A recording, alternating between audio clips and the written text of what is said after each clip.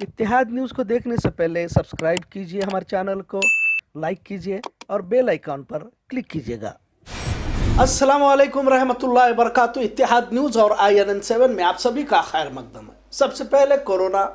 बेलगाम जिला और अतराफ में कोरोना पॉजिटिव मरीजों में इजाफा होने की रफ्तार और तेज होती नजर आ रही है। सेहत महकमा हमेशा की तरह परेशान है। कम्युनिटी स्प्रेड का भले हुकूमत इनकार करती दिखाई दे रही है, पर नए ऐसे 20 मामले सामने आए जिसमें किसी तरह की ट्रैवल हिस्ट्री नहीं है, पर सभी पॉजिटिव पाए गए। शायद ही कोई तालुका बाकी है जहां पर पॉजिटिव मुतासरीन पाए न गए हो। और अथनी गोकाक में मरीजों में इजाफा होने में तेजी आई है। सिर्फ एक ही दिन में 30 से भी ज्यादा पॉजिटिव पाए जा रहे हैं। बेलगाम, अथनी, गोकाक, सौंदत्य, रामदुर्ग, निप्पानी हर जगह पर पॉजिटिव मरीज हासिल हो रहे हैं। अहम बात यह भी है कि मौतें भी हर रोज हो रही है। यहाँ तक कि बेलगाम जिला के कुछ पॉजिटिव मरीजों की महाराष्ट्र में भी मौत हुई। अपनी तलाकशुदा बीवी का कत्ल करने की कोशिश करने वाले को गिरफ्तार किया गया तो वो भी पॉजिटिव पाया गया। काकती पुलिस थाने को सैनिटाइज किया गया तो 16 पुलिस वालों को क्वारंटाइन भी किया गया। अजीबोगरीब वाकये भी पेश आ रहे हैं। अथनी से एक शख्स कोविड-19 टेस्ट के लिए बेलगाम अपनी कार से आया तो बिम से इसे कुमारगंदर रंग मंदिर भेजा गया। उसने अपनी कार को वहीं रखा और ऑटो पकड़कर कुमारगंदर रंग मंदिर चला गया तो उस ऑटो वाले को भी क्वारंटाइन किया गया। कहने का मतलब यह है कि क्या वाकई अब सेहत महकमा को कुछ समझ में नहीं आ रहा है? क्या आखिर कैसे करे? आज फिर कोरोना मुतासिर मरीज की मौत होने की खबर है तो और 4 ICU में हैं और मरने वालों की तादाद काफी बढ़ सकती है। इलाज तो जारी है पर उम्मीद कम होने की बात कही जा रही है।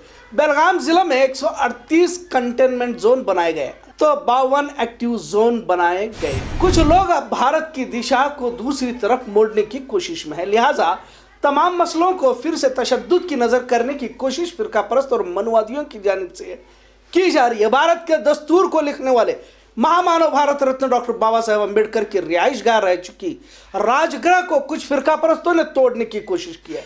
कुछ जगहों को पथराव के जरिए तोड़ फोड़ की है, गुलदस्तों को तोड़ा गया है। बरोज मंगल शाम में यह वारदात अमल में आई है। जैसे ही यह खबर फैली, आवाम में गुस्से का मुजाहरा करते हुए राजगृह पर पहुंच गए। वाज़ा रहे कि यह राजगृह मुंबई के दादर में वाक़ है। इसी वारदात के ही पुरजोर मजम्मत करते हुए बेलगाम शहर में भी मुख्तलिफ तंजीमों की जानिब से एहतजाज किया गया और मुजरिमों पर सख्त कार्रवाई की मांग की गई। भीम आर्मी डॉक्टर अम्बेडकर युवा क्रांति वेदिका की जानिब से DC बेलगाम को मुतालबा पेश किया गया। इस वक्त काफी तादाद में कारकुनान मौजूद थे। बारिश की वजह से एहतजाज में रुकावट पैदा हो रही थी।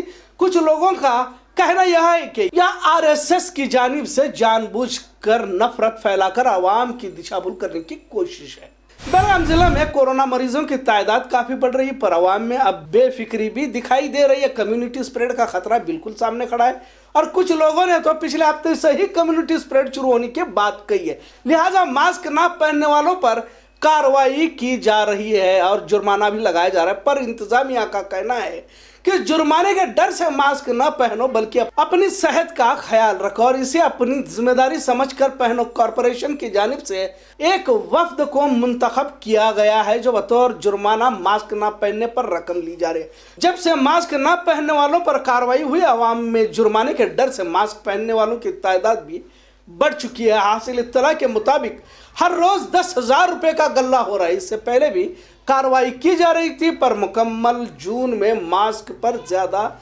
सख्ती नहीं की गई, पर बढ़ते मरीजों के मद्देनजर फिर से कार्रवाई की शुरुआत की गई है। शनिवार कुट में बारिश में भी कार्रवाई जारी रही। वैसे तो मोदी हुकूमत का यह पुराना तरीका रहा है कि जो भी आवाज हुकूमत के खिलाफ उठाता है, इस आवाज को दबाया जाता है, फिर वो चाहे सियासी पार्टी हो या मीडिया हो।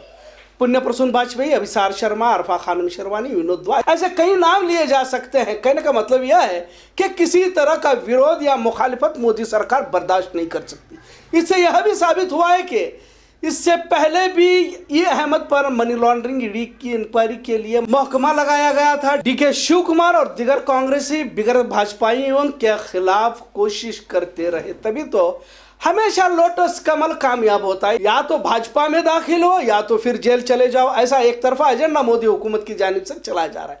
अभी भी NRC CA के खिलाफ आवाज उठाने वालों पर UAPA जैसे खतरनाक कानून का इस्तेमाल कर सफूरा जरगर जो हामिला खातून को तक नहीं छोड़ा गया और जेल भेज दिया गया। ना सिर्फ सफूरा जरगर बल्कि 15 खवातीन जो शाहीन बाग तहरीक में पेश पेश रही, इन्हें जेल के सलाखों के पीछे भेज दिया गया। अब जब कर्नाटक में नए जोश के साथ कांग्रेस पार्टी उभरने की कोशिश कर रही है तो गांधी खानदान के नाम से सरगर्म 3 तंजीमों पर तहकीक करने का हुक्म मोदी हुकूमत की जानिब से दिया गया। यह भी ताज्जुब की बात है कि पीएम केयर फंड नाम की जो तंजीम प्रधानमंत्री ने बनाई है, जिसमें सिर्फ चंदा इकट्ठा किया जाता है और इसकी तहकीक नहीं हो सकती और ना किसी तहकीकी दायरे में आ सकती है, लिहाजा पीएम केयर फंड में हजारों करोड़ का चंदा मोदी हुकूमत ने कोरोना की आड़ में इकट्ठा किया है।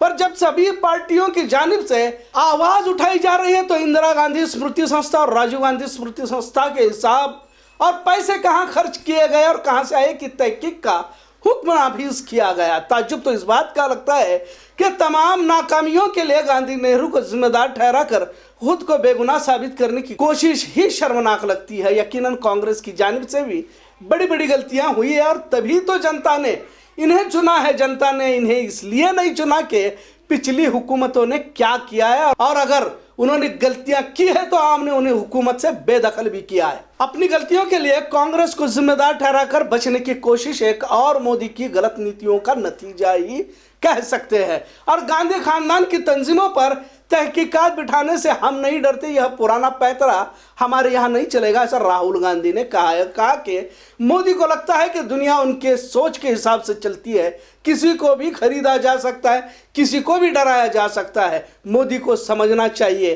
कि हर शख्स को खरीदा नहीं जा सकता। इत्तेहाद न्यूज़ देखने के लिए शुक्रिया। अल्लाह हाफिज।